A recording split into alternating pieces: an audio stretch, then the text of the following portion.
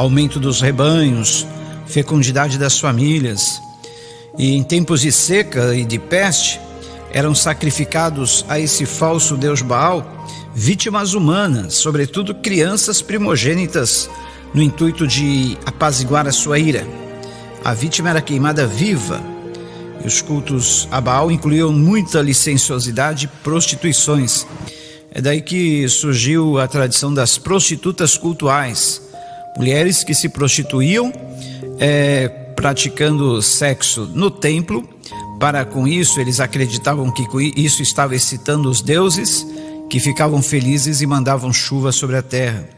E devido ao fato de os cananeus terem usado um estratagema muito bem montado, eles permaneceram na terra conquistada, servindo posteriormente de armadilha e de laço para os israelitas. Sim, os cananeus permaneceram ali na terra de Canaã, porque eles montaram uma estratégia, e nessa estratégia que eles montaram, fingindo ser povos que vinham de outras terras distantes, estavam com fome, estavam necessitados, Josué fez uma aliança com eles, prometendo que ninguém os tiraria ali da terra, e assim aconteceu.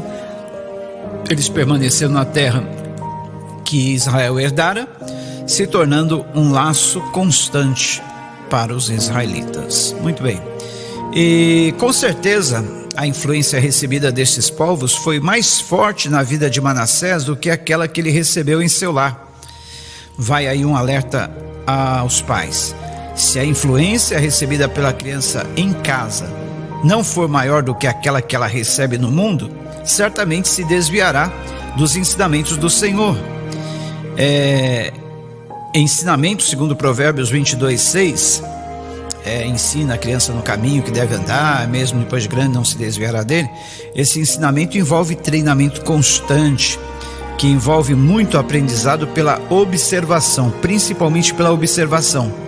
E segundo os registros bíblicos, o pai de Manassés, Ezequias, foi um homem piedoso, teve grandes experiências com Deus, como quando lhe foram acrescentados 15 anos de vida, na época em que estava condenado por uma doença. E os capítulos 29 a 32 do segundo livro das Crônicas dos Reis nos mostram seus atos de fidelidade para com o Senhor, a maneira como conduziu o povo ao reavivamento.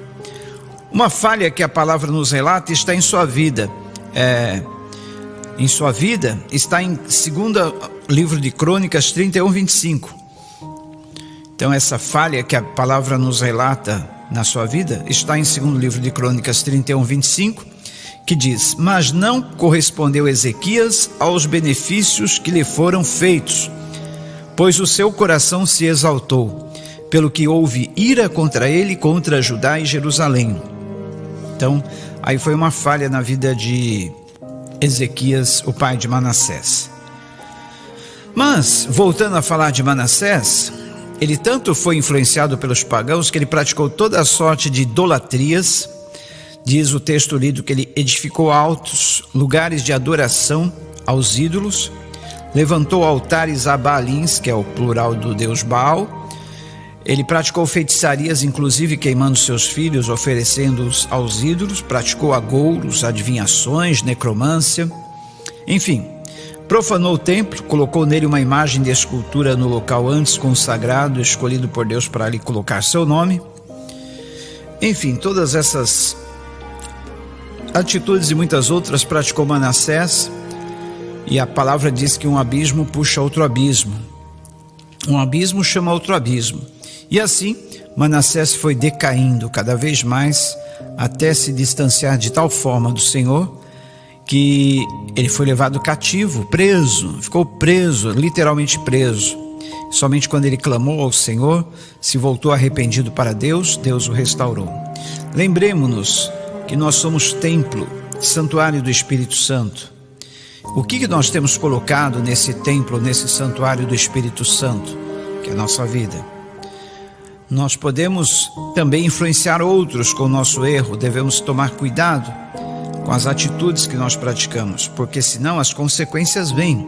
Cativeiro, como aconteceu na vida de Manassés, por causa de todos os seus pecados, abominações cometidos. Prisão, como Manassés foi preso com aros de metal, eram aros, argolas que eram colocadas, presas no nariz do cativo, e esse era levado preso, puxado por essa argola presa no nariz, como um verdadeiro escravo. Isso acontece com aqueles que se esquecem do Senhor, se afastam do Senhor, acabam se tornando escravos do pecado, acabam se tornando escravos de Satanás, escravos do mundo. Mas quando nós nos voltamos ao Senhor e clamamos a Ele, nós temos a chance da restauração.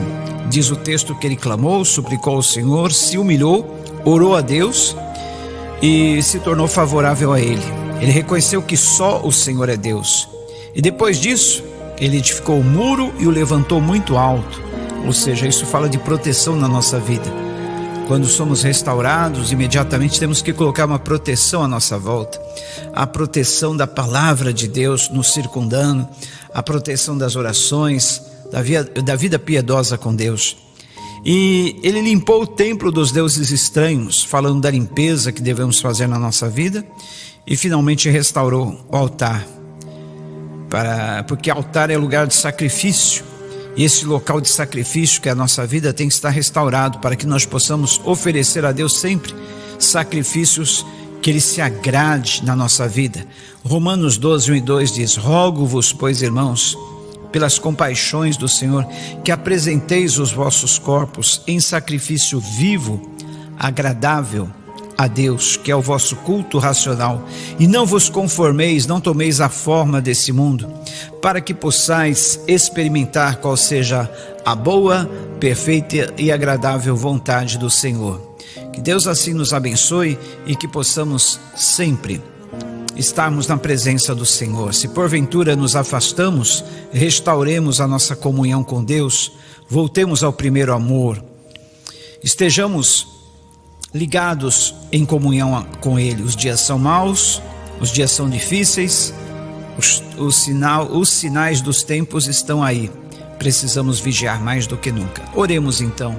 Eu oro, Senhor, por essa vida que por um motivo ou outro tenha se afastado dos teus caminhos, mas que agora ela ora arrependida, pede a ti perdão, clama a ti. Senhor, recebe-a novamente de volta como seu filho amado, filha amada. Restaura a comunhão contigo, Pai. Perdoa todos os seus pecados, ó Pai, e faz com que ela seja liberta, ele seja liberto, ela possa ter esse altar restaurado e novamente, Senhor, andar em comunhão contigo. Que todas as coisas na vida dela que foram perdidas sejam restituídas e ela possa aí ter novamente uma vida de êxito e vitória contigo. Assim eu oro em nome de Jesus. Amém. Eu sou o pastor Jonas Leite Siqueira e estou junto com você nesse propósito de orarmos e refletirmos na palavra de Deus todos os dias, a partir das 6 horas da manhã e também às 20 horas.